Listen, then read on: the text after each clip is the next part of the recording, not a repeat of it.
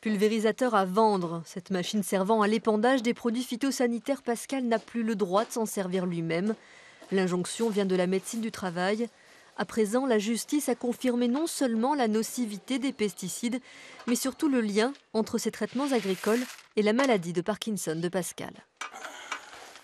Je suis vraiment, comme vous voyez, un peu moi.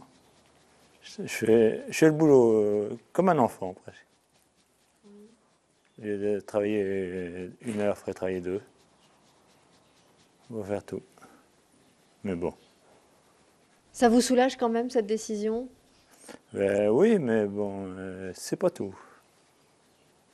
Parce que l'ouvrier, il faudrait qu'on essaye d'en avoir à temps complet.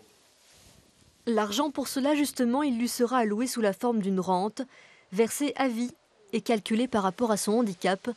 La reconnaissance de sa maladie comme une maladie professionnelle lui permet aussi de bénéficier de soins remboursés à 100%. Une victoire de taille, après plusieurs années de combat. C'est son épouse Sylvie qui a construit tout le dossier. En épluchant la comptabilité, elle a listé tous les noms des produits utilisés, recherché leur composition. Suivant les années, Pascal manipulait entre 20 et 30 cocktails chimiques différents.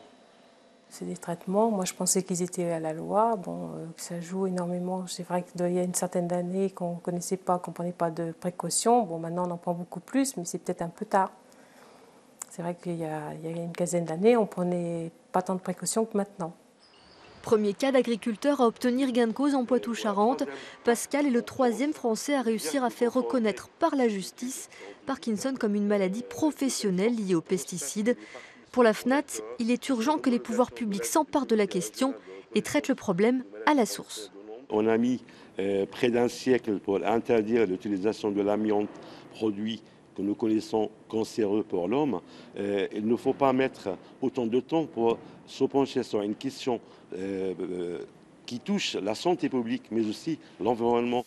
Plusieurs études scientifiques, dont une publiée récemment par l'Institut national de la santé et de la recherche médicale, estiment que le risque de survenue de la maladie de Parkinson double avec l'exposition aux pesticides.